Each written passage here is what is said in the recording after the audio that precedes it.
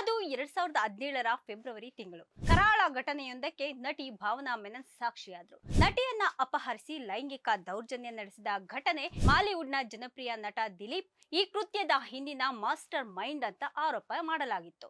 ವೈಯಕ್ತಿಕ ದ್ವೇಷದ ಕಾರಣದಿಂದ ಈ ಕೃತ್ಯ ನಡೆಸಲಾಗಿತ್ತು ಎಂಬ ಆರೋಪ ದಿಲೀಪ್ ಮೇಲಿದೆ. ನಟಿ ಭಾವನಾ ಮೆನನ್ ಅವರ ನಿಜವಾದಂತಹ ಹೆಸರು ಕಾರ್ತಿಕಾ ಮೆನನ್. ಭಾವನಾ ಅವರು ಇದರ ಕುರಿತಾಗಿ ಧ್ವನಿ ಎತ್ತದಂತೆ ಅವರನ್ನ ಹೆದರಿಸಲಾಗಿತ್ತು. ಕಂಪ್ಲೇಂಟ್ ಕೊಟ್ಟಿದ್ದರಿಂದ ನಟ ದಿಲೀಪ್ಗೆ ಕೋರ್ಟ್ ಶಿಕ್ಷೆಯನ್ನ ವಿಧಿಸಿತ್ತು. ಇದರ ಬಗ್ಗೆ ಸ್ಪಷ್ಟನೆಯನ್ನ ಕಟ್ಟಿದ್ದು ಹೀಗೆ. ಹಾಯ್ ಹಲೋ ನಮಸ್ಕಾರ, ಸ್ಪೀಡ್ ನ್ಯೂಸ್ ವಿಶೇಷ ಕಾರ್ಯಕ್ರಮಕ್ಕೆ ಸ್ವಾಗತ. ನಾನು ಸುನಂದ ಅನ್ಸೂಯ. ಅದು 2017ರ ಫೆಬ್ರವರಿ ತಿಂಗಳು. ಕನ್ನಡ ಚಿತ್ರಗಳಲ್ಲೂ ಅಭಿನಯಿಸಿರುವಂತಹ ಮಲಯಾಳಂ ನಟಿ ಭಾವನಾ ಮೆನನ್ ಶೂಟಿಂಗ್ ಮುಗಿಸಿ ತ್ರಿಶೂರ್ನಿಂದ ಕೊಚ್ಚಿಗೆ ತೆರಳುವಾಗ ನಡೆಯಬಾರದಂತಹ ಘಟನೆಯೊಂದು ನಡೆದೇ ಹೋಯಿತು. ಕರಾಳ ಘಟನೆಯೊಂದಕ್ಕೆ ನಟಿ ಭಾವನಾ ಮೆನನ್ ಸಾಕ್ಷಿಯಾದ್ರು. ನಟಿ ಭಾವನಾ ಮೆನನ್ ನೀಡಿದಂತಹ ದೂರಿನ ಅನ್ವಯ ಎಫ್ಐಆರ್ ಕೂಡ ದಾಖಲಾಗಿತ್ತು. ಈ ಕಹಿ ಘಟನೆ ನಡೆದು 6 ವರ್ಷಗಳೇ ಕಳೆದಿವೆ. ಇದೀಗ ಇದೇ ವಿಚಾರದ ಕುರಿತಾಗಿ ನಟಿ ಭಾವನಾ ಮೆನನ್ ಇದೀಗ ಮೌನವನ್ನ ಮುರಿದಿದ್ದಾರೆ. ನಟಿಯನ್ನ ಅಪಹರಿಸಿ ಲೈಂಗಿಕ ದೌರ್ಜನ್ಯ ನಡೆಸಿದ ಘಟನೆ 2017ರಲ್ಲಿ ನಡೆದಿತ್ತು. ಮಾಲಿವುಡ್ನ ಜನಪ್ರಿಯ ನಟ ದಿಲೀಪ್ ಈ ಕೃತ್ಯದ ಹಿಂದಿನ ಮಾಸ್ಟರ್ ಮೈಂಡ್ ಅಂತ ಆರೋಪ ಮಾಡಲಾಗಿತ್ತು. ವೈಯಕ್ತಿಕ ದ್ವೇಷದ ಕಾರಣದಿಂದ ಈ ಕೃತ್ಯ ನಡೆಸಲಾಗಿತ್ತು ಎಂಬ ಆರೋಪ ದಿಲೀಪ್ ಮೇಲಿದೆ. ಈ ಕುರಿತಂತೆ ಮಲಯಾಳಂ ಸಿನಿಮಾ ಕಲಾವಿದರಾದಂತಹ ಭಾಮಾ, ಸಿದ್ದಿಕಿ, ಎಡವೆಲ ಬಾಬು, ಬಿಂದು ಪನಿಕರ್ ಅವರು ಕೋರ್ಟ್ನಲ್ಲಿ ತಮ್ಮ ಹೇಳಿಕೆಗಳನ್ನ ಬದಲಾಯಿಸಿದ್ದಾರೆ ಅನ್ನಲಾಗ್ತಿದೆ. ಘಟನೆ ನಡೆದಾಗ ಪೊಲೀಸರಿಗೆ ಅವರು ನೀಡಿದಂತಹ ಹೇಳಿಕೆಯನ್ನ ಈಗ ಹಿಂಪಡೆದಿದ್ದಾರೆ. ಈ ಬೆಳವಣಿಗೆಯಿಂದ ಮಲಯಾಳಂ ಚಿತ್ರರಂಗದ ಅನೇಕರಿಗೆ ಬೇಸರ ಆಗಿದೆ. ನನ್ನನ್ನ ಅಪಹರಿಸಿ ಲೈಂಗಿಕ ದೌರ್ಜನ್ಯ ನಡೆಸಿದ ಘಟನೆಯನ್ನ ಆ ದುರುಳರು ವಿಡಿಯೋ ಮಾಡಿದ್ರು. ಅದು ಲೀಕ್ ಆದ್ರೆ ನಾನು ಬದುಕಲು ಇಷ್ಟಪಡಲ್ಲ ಅಂತ ಹೇಳಿದ್ದಾರೆ. ಆ ಬಗ್ಗೆ ಸೋಷಿಯಲ್ ಮೀಡಿಯಾದಲ್ಲಿ ಸಹ ಆಕ್ರೋಶ ವ್ಯಕ್ತ ಆಗ್ತಿತ್ತು. ನಟಿ ಭಾವನಾ ಮೆನನ್ ಅವರ ನಿಜವಾದಂತಹ ಹೆಸರು ಕಾರ್ತಿಕಾ ಮೆನನ್. ಜೂನ್ 6, 1986ರಂದು ಜನಿಸಿದವರು ಭಾವನಾ ಮೆನನ್. ತಮ್ಮ 16ನೇ ವಯಸ್ಸಿಗೆ ನಟಿ ಭಾವನಾ ಮೆನನ್ ಚಿತ್ರರಂಗಕ್ಕೆ ಕಾಲಿಟ್ರು. ನಮ್ಮಲ್ ಚಿತ್ರದ ಮೂಲಕ ಸಿನಿ ಪಯಣವನ್ನ ಭಾವನಾ ಮೆನನ್ ಆರಂಭಿಸಿದ್ರು. ಬಳಿಕ Thilakam, runway, bus conductor, chase, Arya, hero, lollipop, Sagar alias Jackie reloaded ಮುಂತಾದ ಚಿತ್ರಗಳಲ್ಲಿ ಭಾವನಾ ಮೆನನ್ ಅಭಿನಯ ಮಾಡಿದ್ರು.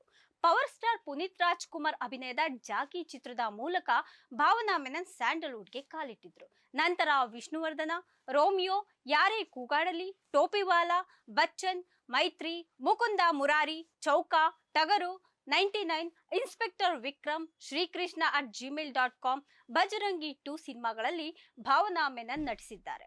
ನಟ ದಿಲೀಪ್ ಕ್ರೌರ್ಯದ ಪರಿಣಾಮ ಭಾವನಾ ಮೇಲೆ ಅತ್ಯಾಚಾರ ಸಂಭವಿಸಿತ್ತು. ಭಾವನಾ ಅವರು ಇದರ ಕುರಿತಾಗಿ ಧ್ವನಿ ಎತ್ತದಂತೆ ಅವರನ್ನ ಹೆದರಿಸಲಾಗಿತ್ತು. ಆದ್ರೆ ಈ ಕುರಿತು ಭಾವನಾ ಹೇಳಿಕೆ ನೀಡಿ ಕಂಪ್ಲೇಂಟ್ ಕೊಟ್ಟಿದ್ದರಿಂದ ನಟ ದಿಲೀಪ್ಗೆ ಕೋರ್ಟ್ ಶಿಕ್ಷೆಯನ್ನ ವಿಧಿಸಿತ್ತು. ನಂತರದಲ್ಲಿ ಅವರು ಜಾಮೀನು ಮೂಲಕ ಹೊರಬಂದಿದ್ರು. ಕೆಲ ದಿನಗಳ ಹಿಂದೆ ಈ ಬಗ್ಗೆ ಸೋಷಿಯಲ್ ಮೀಡಿಯಾದಲ್ಲಿ ಮೌನ ಮುರಿದಿದ್ದ ಭಾವನಾ, ಈ 5 ವರ್ಷಗಳಲ್ಲಿ ನನ್ನ ಮೇಲೆ ಆಗಿರುವಂತಹ ದಾಳಿಯಿಂದಾಗಿ ನನ್ನ ಹೆಸರು ಹಾಗೂ ಗುರುತನ್ನ ಹತ್ತಿಕ್ಕಲಾಗ್ತಿದೆ. ನಾನು ಯಾವುದೇ ಅಪರಾಧ ಮಾಡಿಲ್ಲ, ಆದ್ರೂ ಸಹ ನನ್ನನ್ನ ಅವಮಾನಿಸುವಂತಹ ಹಾಗೆ ಮೌನಗೊಳಿಸುವಂತಹ ಮತ್ತು ಪ್ರತ್ಯೇಕಿಸುವಂತಹ ಪ್ರಯತ್ನಗಳು ನಡೀತಾ ಇದ್ದಾವೆ. ಆದ್ರೆ ಅಂತಹ ಸಮಯದಲ್ಲಿ ನನ್ನ ಧ್ವನಿಗೆ ಬೆಂಬಲ ನೀಡಿದವರು ಇದ್ದಾರೆ. ಈಗ ಅನೇಕರು ನನ್ನ ಪರವಾಗಿ ಮಾತನಾಡ್ತಿದ್ದಾರೆ. ಈಗ ನಾನು ಒಬ್ಬಂಟಿಯಾಗಿಲ್ಲ. ನ್ಯಾಯಕ್ಕಾಗಿ ಅಪರಾಧಿಗಳಿಗೆ ಶಿಕ್ಷೆಯಾಗಲು ಇನ್ನೆಂದು ಯಾರು ಅಂತಹ ಅಗ್ನಿ ಪರೀಕ್ಷೆಗೆ ಒಳಗಾಗದಂತೆ ನೋಡಿಕೊಳ್ಳಲು ನಾನು ಈ ಪ್ರಯಾಣವನ್ನ ಮುಂದುವರಿಸುತ್ತೇನೆ ಅಂತ ಹೇಳಿದ್ದಾರೆ. ದಕ್ಷಿಣ ಭಾರತೀಯ ಭಾಷೆಗಳಲ್ಲಿ 80ಕ್ಕೂ ಹೆಚ್ಚು ಚಿತ್ರಗಳಲ್ಲಿ ಕೆಲಸ ಮಾಡಿರುವ ಮತ್ತು ಹಲವಾರು ಪ್ರತಿಷ್ಠಿತ ಪ್ರಶಸ್ತಿಗಳನ್ನ ಗೆದ್ದಿರುವ ಮೆನನ್ ಫೆಬ್ರವರಿ 2017ರಲ್ಲಿ ತ್ರಿಶೂರ್ನಿಂದ ಕೊಚ್ಚಿಗೆ ಪ್ರಯಾಣಿಸುತ್ತಿದ್ದಾಗ ಪುರುಷರ ಗುಂಪೊಂದು ಹಲ್ಲೆ ನಡೆಸಿತ್ತು. ಅದಾದ ನಂತರ ನಟಿ ಇದರ ಬಗ್ಗೆ ಸ್ಪಷ್ಟನೆಯನ್ನ ಕಟ್ಟಿದ್ದು ಹೀಗೆ.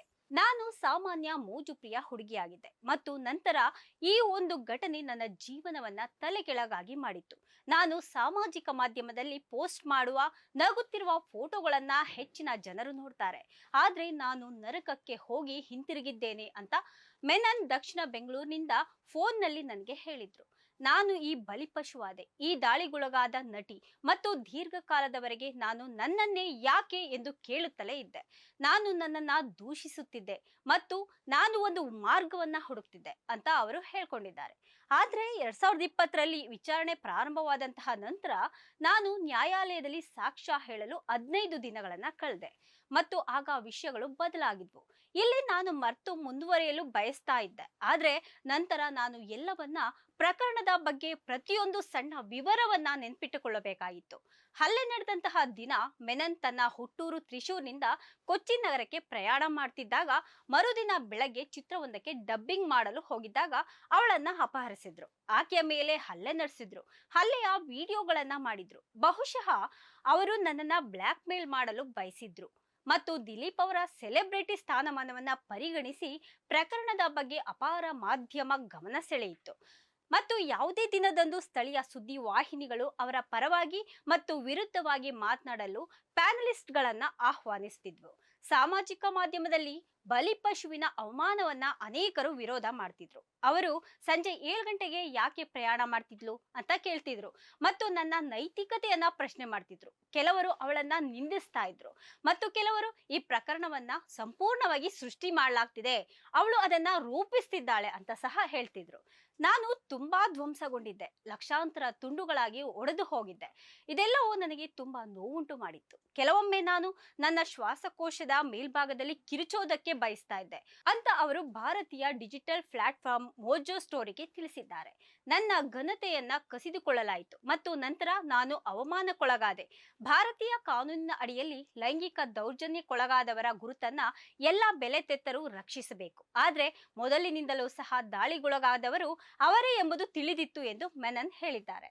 ಇನ್ನು ಮಲಯಾಳಂ ಭಾಷೆಯ ಚಲನಚಿತ್ರೋದ್ಯಮದ ಅತಿ ದೊಡ್ಡ ನಟರಲ್ಲಿ ಒಬ್ಬರಾದಂತವರು ಮತ್ತು ಮೆನನ್ ಅವರ ಅರ್ಧ ಡಜನ್ ಚಿತ್ರಗಳಲ್ಲಿ ಸಹ ನಟರಾಗಿದ್ದಂತಹ ದಿಲೀಪ್ ಅವರನ್ನ ಆರೋಪಿಯನ್ನಾಗಿ ಹೆಸರಿಸಿ ಕ್ರಿಮಿನಲ್ ಪಿತೂರಿಯ ಆರೋಪ ಹೊರಿಸಿದಂತಹ ನಂತರ ಆಕೆಯ ಮೇಲಿನ ಹಲ್ಲೆ ಸುದ್ದಿ ಆಗ್ತಾ ಇದ್ದು, ಅವರು ತಮ್ಮ ವಿರುದ್ಧದ ಆರೋಪಗಳನ್ನ ನಿರಾಕರಣೆ ಮಾಡ್ತಿದ್ದಾರೆ. ಆದ್ರೆ ಅವರನ್ನ ಬಂಧಿಸಿ 3 ತಿಂಗಳ ಕಾಲ ಬಂಧನದಲ್ಲಿಟ್ಟು ಜಾಮೀನಿನ ಮೇಲೆ ಬಿಡುಗಡೆ ಮಾಡಲಾಗ್ತಿದೆ. ಈ ಪ್ರಕರಣದ ವಿಚಾರಣೆ ನ್ಯಾಯಾಲಯದಲ್ಲಿ ನಡೀತಾ ಇದೆ. ಇದಾಗಿತ್ತು ಇವತ್ತಿನ ವಿಶೇಷ. ನಿರಂತರ ಸುದ್ದಿಗಾಗಿ ನೋಡ್ತಾ ಇರಿ ಸ್ಪೀಡ್ ನ್ಯೂಸ್ ಕನ್ನಡ. ಸುದ್ದಿ ನಿಮ್ಮದು, ವೇಗ ನಮ್ಮದು. ಹೆಚ್ಚಿನ ಸುದ್ದಿಗಳಿಗಾಗಿ ನಮ್ಮ ಚಾನೆಲ್ನ ಸಬ್ಸ್ಕ್ರೈಬ್ ಮಾಡಿ.